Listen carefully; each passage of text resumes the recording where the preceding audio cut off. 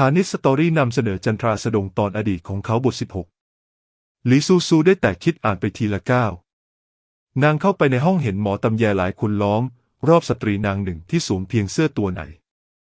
สตรีผู้นั้นรูปโฉมงดงามแต่หน้าผากกลับเต็มไปด้วยเม็ดเหงื่อที่ผุดซึมแววตาฉายความเจ็บปวดทรมานพระชายาอดทนไว้เพคะบรรดาหมอตำแยเหงื่อท่วมศีรษะเช่น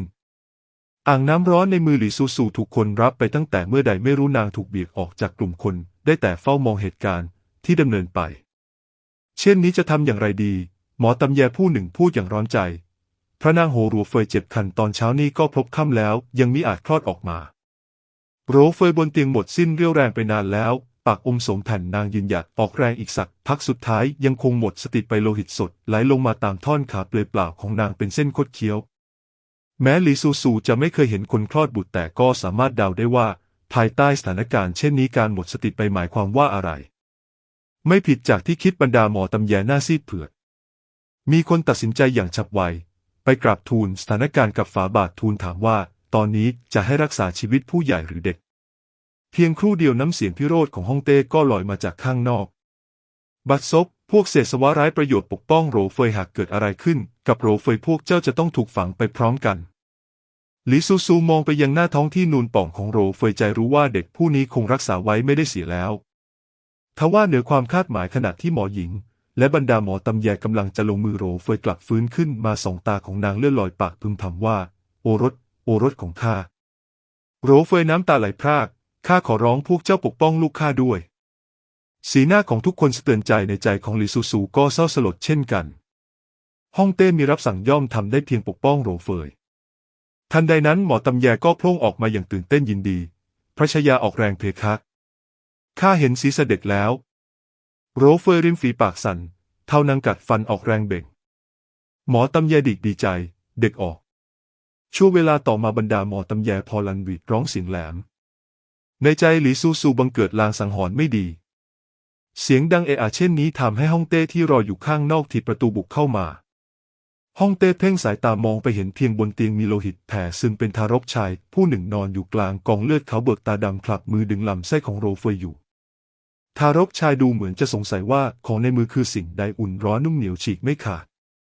เขาอ้าปากและลองกัดดูเผยฟันสีขาวน้ำนมน่ากลัวส่วนโหรเฟยที่อยู่บนเตียงดวงตาเบิกกว้างสิ้นใจเสียแล้ว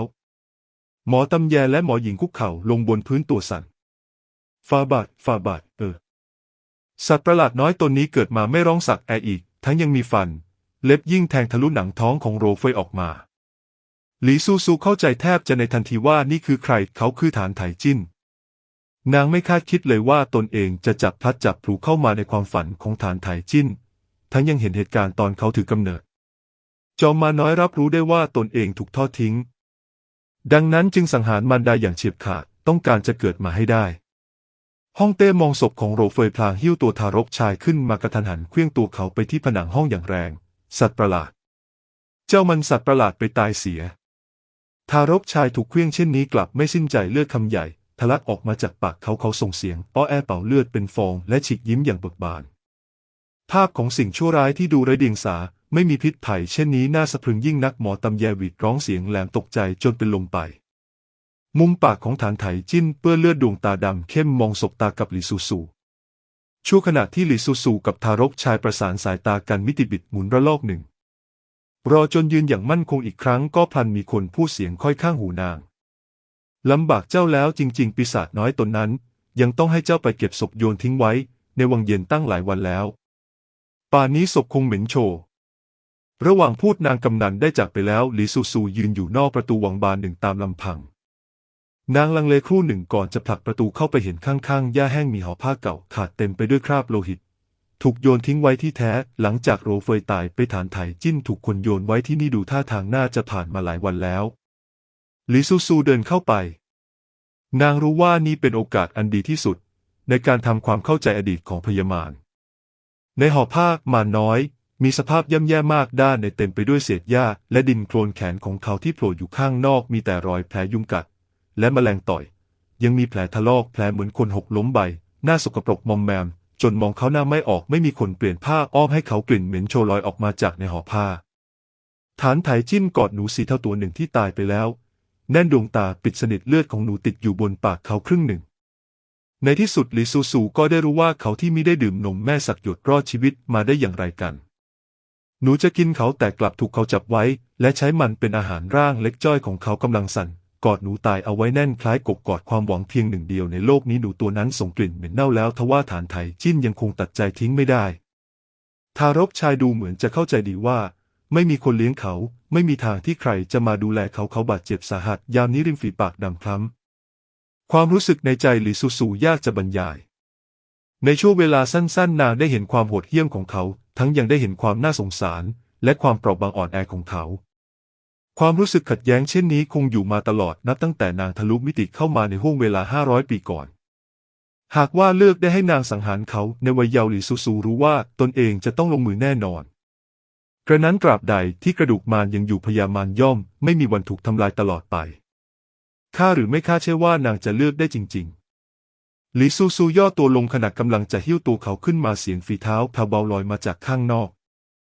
นางจึงรีบไปซ่อนตัวสิ่งที่เห็นคือนางกำนันในชุดสีแดงผู้หนึ่งเดินเข้ามาดวงตาแดงกำอุ้มฐานไถจิ้นขึ้นมาและร้องให้จนพูดไม่เป็นภาษาพระชายาที่น่าสงสารของข้าองค์ชายน้อยองค์ชายน้อยนางกำนันร่ำให้ฟูมฟายอยู่นานสุดท้ายกัดริมฝีปากพร้อมอุ้มเด็กน้อยจากไป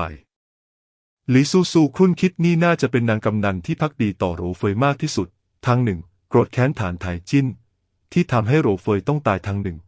ก็คำนึงว่านี่เป็นสายเลือดสุดท้ายของโรเฟยยอมตายเพื่อจะปกป้องเด็กผู้นี้ด้วยเหตุนี้นางจึงมาเก็บฐานไถจิ้นกลับไปหลีซูซูกำลังอยากจะตามไปอิจใจต่อมากลับวิงเวียนตะลายนางคบคิดอย่างยอมรับชะตาว่าตนเองคงถูกฝืนเปลี่ยนฉากและสถานที่อีกแล้วหลีซูซูฟื้นขึ้นมาอีกครั้งเด็กอายุราว4-5 ขวบผู้หนึ่งคุกเข่าอยู่บนพื้นนางกำนันพูดมาลองเรียนแบบอีกครั้งเด็กชายเอียงศีรษะเปล่งเสียงอย่างว่าง่ายโฮ่งเหล่านางกำนันปิดปากหัวเราะมีคนโยนถังหูลูกออกไปไม้หนึ่งเอาเก็บสิเด็กชายวิ่งไปอย่างรวดเร็วเก็บถังหูขึ้นมาก้มหน้ากัดไว้ในปากไม่สนใจเศษดินที่เปื้อนอยู่บนนั้นนางกำนันในชุดสีแดงปรากฏตัวด้วยความโมโหพวกเจ้าทำอะไรกันเหล่านางกำนันเบ้ปากและแยกย้ายจากไปนางกำนันในชุดสีแดงดึงเด็กชายขึ้นมาทั้งน้ำตาโมโหที่อีกฝ่ายไร้ศักดิ์ศรีองค์ชายท่านทำเช่นนี้ได้อย่างไรแม้พวกเราจะสิ้นอำนาจแต่ท่านเป็นเจ้านายท่านถึงขั้นเลียนแบบเสียงร้องของเดรัจฉานยังคุกเข่าให้พวกบ่าวไพร่ได้อย่างไรดวงหน้าเล็กของฐานไถจิ้นเงยขึ้นตอบอย่างว่าง่ายว่าหลันอันกูพวกนางบอกว่าถ้าข้าร้องเหมือนสุนัขจะให้ของกินข้าเขากัดเศษน้ำตาลในปากจนแตกเคี้ยวน้ำตาลเคลือบผิวของทางหูลู่จนเกิดเสียงดังกรอบหลันอันอย่างเดือดดาลองค์ชายท่านรู้หรือไม่ว่าสิ่งใดเรียกว่าศักดิ์ศรีในตนเองฐานไถจิ้นถามด้วยความฉงนอะไรคือศักดิ์ศรีในตนรูม่านตาของเขาดำเข้มใบหน้าไม่มีความรู้สึกอัปยศแม้แต่น้อยหลันอันลอบประหนกในใจพลันเข้าใจว่าเด็กชายตรงหน้าผู้นี้ขาดความรู้สึกละอายมาแต่กำเนิดหลันอันขยับปากความหมายก็คือพวกนางกำลังปั่นหัวท่านอย่างนั้นหรือฐานไถจิ้นเอียงศีรษะแววไร้เดียงสาในดวงตาเลือนหายไปพลางถามอย่างเยือกเย็นมิใช่จะให้ของกินข้าหรือหลันอันตอบมิใช่ฐานไถจิ้นกลืนเศษน้ำตาในปากลงไปและเลียริมฝีปากอย่างนี้นี่เองตอนนี้หลีซูซูเป็นลูกแมวตัวหนึ่งยืนอยู่บนภูเขาจำลองมองดูทุกอย่างนี้อย่างเงียบงันผ่านไป2 วันได้มีการพบสภานางกำนันผู้หนึ่งในทะเลสาบบังเอิญเป็นนางกำนันคนที่บอกให้เขาเรียนเสียงสุนัขร่างของนางบวมอืดศกจึงลอยขึ้นมาดูอัปลักษณ์น่ากลัวยิ่งหลีซูซูใช้อุ้งเท้าแมวกุมหัวนี่มันห้วงฝันบ้าบออะไรกันแน่หลันอันดึงตัวเด็กชายมาสอบถามใต้แสงเทียนริมฝีปากนางสันดาริกองค์ชายเป็นฝีมือท่านใช่หรือไม่ฐานไถจิ้นเอียงคอข้าทำอะไรหรือองค์ชายเหตุใดองค์ชาย3กับองค์ชาย5มีคนคอยปรนนิบัติได้เล่าเรียนตำราแต่ข้าไม่มีเด็กชายขัดคำพูดนางเบิกดวงตาที่ดำขาวตัดกันชัดเจนพลางถาม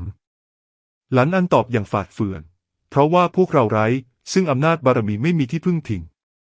ฐานไถจิ้นตรึกตรองครู่หนึ่งถึงอย่างเย็นชาว่าถ้าพวกเขาก็ไม่มีที่พึ่งพิงเหมือนกันข้ากับพวกเขาก็จะเหมือนกันใช่หรือไม่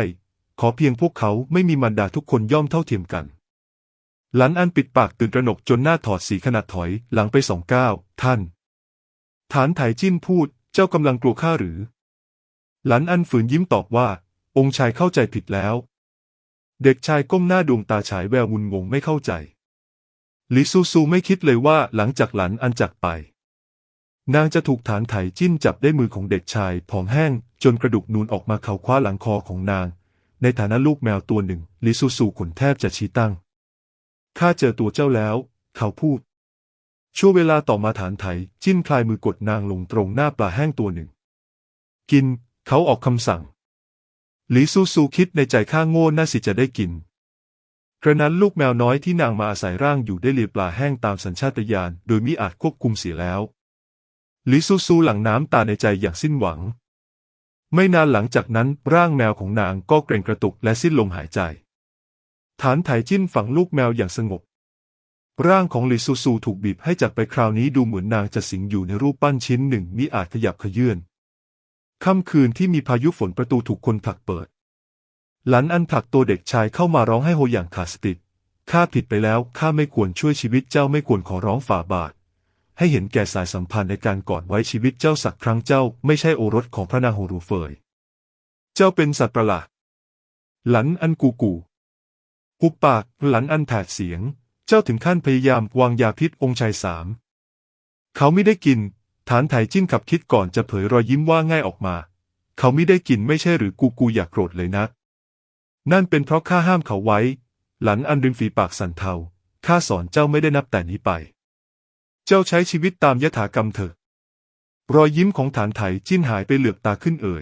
เจ้าก็จะทรยศข้าอย่างนั้นหรือหลันอันมิได้ตอบนางผลักเขาให้หลบออกและหายลับไปท่ามกลางพายุฝนฐานไถจิ้นนั่งขัดสมาธิบนบ่อรองอัศนีผ่าม่านฟ้าออกจากกันเผยให้เห็นดวงหน้าขาวซีดสุขุมของเด็กชายเขาขยับกล้ามเนื้อบนใบหน้าพยายามแสดงสีหน้าน่าสงสารที่ดูไร้เดียงสาและไม่มีพิษภัยปิดใจต่อมาเขาก็คืนสู่ท่าทีเย็นชาอีกครั้งหลีซูซูมองสีหน้าเย็นชาของเขาแล้วพลันตระหนักว่าเขาไม่ใส่ใจแม้แต่น้อยถึงขั้นอาจกำลังคิดว่าหลันอันทรยศเขาดังนั้นก็สมควรตายเช่นกันที่แท้กระดูกมาโดยกำเนิดที่ว่าเป็นเช่นนี้เองเกิดมาโหดเหี้ยมกระหายเลือดเพื่อมีชีวิตรอดแล้วไม่เลือกวิธีการเขาขาดความเห็นใจขาดความเวทนาสงสารไม่เข้าใจว่าสิ่งใดคือความละอายบางทีหลีซูซูคิดอย่างเมื่อลอยเขาไม่ได้รู้จักว่าความรักและความรู้สึกคือสิ่งใดไร้หัวใจแต่กำเนิดนี่เป็นเหตุผลที่ว่าเหตุใดท่านพ่อจึงบอกว่าผู้มีกระดูกมารไม่มีทางมีความรู้สึกใดๆได้หลันอันดีต่อเขาถึงเพียงนั้นเลี้ยงดูเขามาแต่สายตาที่เขามองหลันอันกลับเย็นชาเฉยเมยทั้งยังไม่ยิระแม้แต่น้อยหลันอันไม่ต้องการเขาหาได้มีความอาลัยอาวรณ์ไม่มีแต่ความไม่พอใจที่ถูกยั่วโมโหในดำเข้มเมื่อทะมึนยิ่งนักสายฟ้าแลบส่องสว่างภายในห้องฉับพลันฐานไถจิ้นมองขึ้นไปบนแท่นสูงมีรูปปั้นเทพธิดาแก้วหลิวหลีองค์หนึ่งแก้วหลิวหลีใสกระจ่างแวววาวเทพธิดาเส้นผมยาวจรดเอวกระโปรงซ้อนกันหลายชั้นหว่างคิ้วมีจุดสีแดงดุจแต้มด้วยชาตินางถือกระบี่ดูกล้าหาญและบริสุทธิ์ศักดิ์เขาจับจ้องเทพธิดาแก้วหลิวหลีเนิ่นนานตาไม่กระพริบหลีซูซูขนลุกสู้หลังจากนั้นเขาเริ่มปีนไต่ขึ้นไปบนแท่นสูงปีนได้ครึ่งหนึ่งเขาตกลงไปถูกเศษไม้บาดจนเกิดรอยเลือดยาว3 ชุ่นเขาคลานขึ้นมาด้วยสีหน้าไร้อารมณ์พยายามเข้าใกล้นางต่อหลีซูซูใกล้จะแผดเสียงเต็มทีเจ้าอย่าเข้ามานะหลังความพยายามหลายครั้งในที่สุดนางก็ถูกฐานไถจิ้นถือไว้ในมือเขาใช้มือที่เต็มไปด้วยโลหิตลูบแก้มนางเบาๆซุ้มเสียงอ่อนแอไร้เดียงสาว่างามเหลือเกินผมยาวกับรอยแต้มสีชาติเทพธิดาถือกระบี่ที่กล้าหาญและบริสุทธิ์ศักดิ์หลังความมืดมนถูกกรีดผ่าก็งามเจิดชั้นหาได้เปรียบ